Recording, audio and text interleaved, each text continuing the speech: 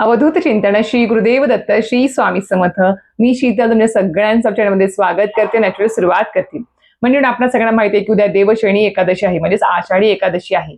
आता उद्या आषाढी एकादशी आहे, तर त्या निमित्ताने खूप जणांचे प्रश्न आले की त्यात महिलांचे खूप प्रश्न आले की ताई, आषाढी एकादशीला आपण केस धुवावे की नाही, केस धुणं आपल्याला शास्त्र मान्य आहे की नाही आषाढी एकादशीला, याबद्दल मला माहिती द्या. तर याबद्दल आजच्या व्हिडिओत माहिती देणार आहे. सोबतच आषाढी एकादशीला आपल्याला वरई म्हणजे भगर खायला जमते की नाही, सोबत आपण कुठले पदार्थ वर्ज्य करायचे आहेत आणि कुठले खाऊ शकतो याबद्दल संपूर्ण माहिती मला आजचे व्हिडिओ देणार आहे. त्यामुळे नक्कीच व्हिडिओ पूर्ण बघा, स्किप न करता बघा, जेणेकरून तुम्हाला संपूर्ण माहिती व्यवस्थित कळेल. तर मंडळीने तुम्हाला सांगितल्याप्रमाणे उद्या आहे आषाढी एकादशी. संपूर्ण वारकऱ्यांसाठी, संपूर्ण विठ्ठल भक्तांसाठी हा दिवस खूप खूप महत्वाचा आहे.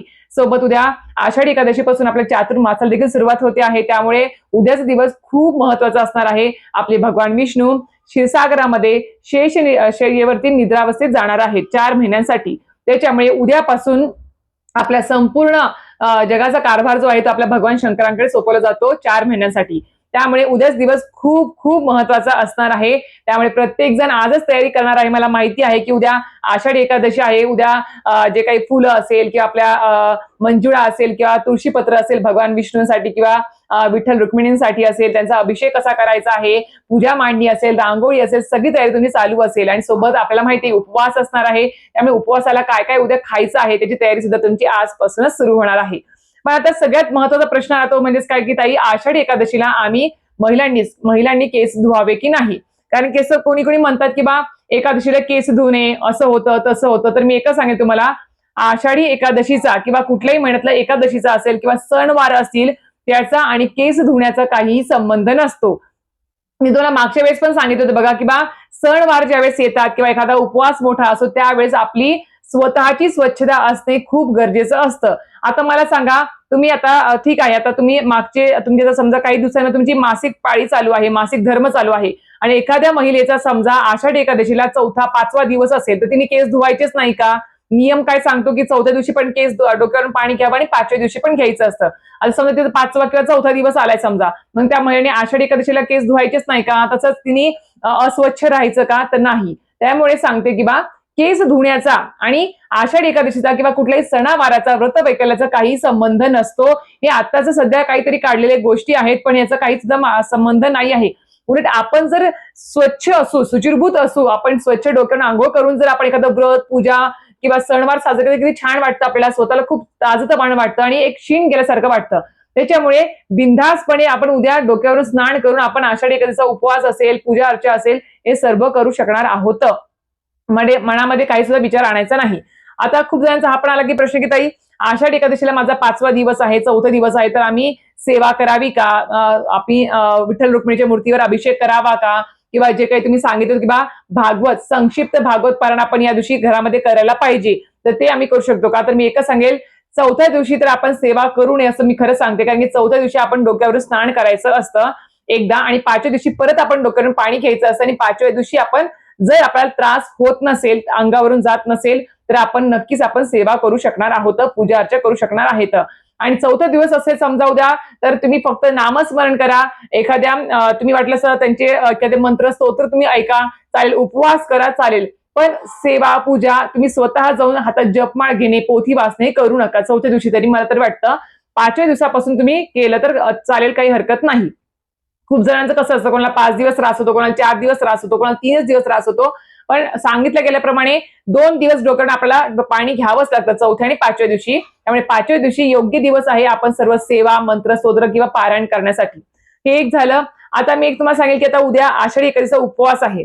तर एकादशीचा उपवास आहे, त्यामुळे आपणास माहिती आहे की बा एकादशी दुप्पट खाशी असं खूप जण म्हणतात.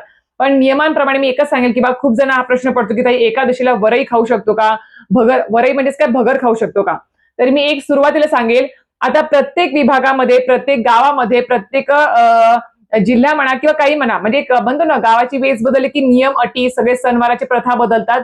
त्याच पद्धतीने तुमच्याकडे आषाढी एकादशीला जे पदार्थ खाल्ले जातात ते तुम्ही खावे. परंपरेप्रमाणे तुमच्याकडे जे सणवार साजरे होतात त्या पद्धतीनेच आपले सणवार साजरे करावे. नाहीतर उगीच काहीतरी ऐकून आपण आपल्या प्रथा मोडू नये, हे मी तुम्हाला सुरुवातीला सांगते. त्यामुळे तुमच्याकडे जी पद्धत आहे आषाढी एकादशीला जे पदार्थ खाण्याची किंवा ज्या पद्धतीने उपवास, अभिषेक करण्याची, त्या पद्धतीनेच तुम्ही करा. ज्यांना काहीच माहिती नाही आपल्या रूढी परंपरा, त्यांनीच फक्त स्वामी समर्थ केंद्राप्रमाणे जर आपण जर नियम फॉलो केले तर अतिशय उत्तम. जर तुम्हाला कालच्या परवाचे व्हिडिओ सांगितलाय की आपल्याला अभिषेक कसा करायचा आहे, कुठले मंत्र सूत्र पठण करायचे आहेत, ते तुम्ही नक्कीच त्या पद्धतीने तुम्ही करू शकता. परवाचा व्हिडिओ मी टाकलेला आहे, तुम्ही जाऊन चेकआउट करू शकता. त्या पद्धतीने आपल्याला भगर तुम्ही खाऊ शकता, एकादशीला भगर खाऊ शकता, काही हरकत नाही. वरई ज्याला म्हणतात ते खाऊ शकणार आहेत.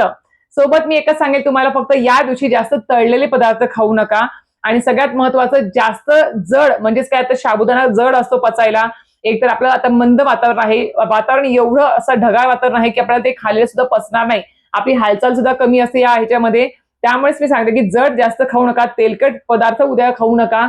आणि जमलं तर ज्यांचे उपवास नाही आहे त्यांनी तांदूळ खाऊ नका. आपण काय करतो, समजा आता काही जणांचा उपवास आहे, फक्त एका व्यक्तीचा उपवास नाहीये, त्याला उपवास नाही करायचा आहे, तर आपण काय करतो, आता ह्याला पुढे चपाती भाजी करत बसू बा, तुला लावून देते खिचडी किंवा काहीतरी वरम भात वगैरे. तर तसं करायचं नाही. आषाढ एकादशीला उपवास जरी नसेल तरी सुद्धा आपण तांदूळ घरात किंवा भात शिजवायचा नाही आहे, तांदूळ खायचे नाही आहे. याचं तुम्हाला काय पाप लागतं ते सांगितलं एका व्हिडिओमध्ये, परत सांगते.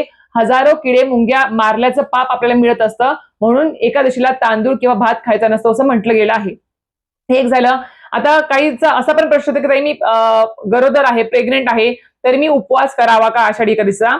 तर मी एकच सांगेल, आषाढी एकादशीला जर तुम्हाला उपवास करायची इच्छा तुम्ही उपवास करू शकता. पण कसं असतं, उपवास म्हणजे काय, उपवास म्हणजेच काय, आपण आपल्या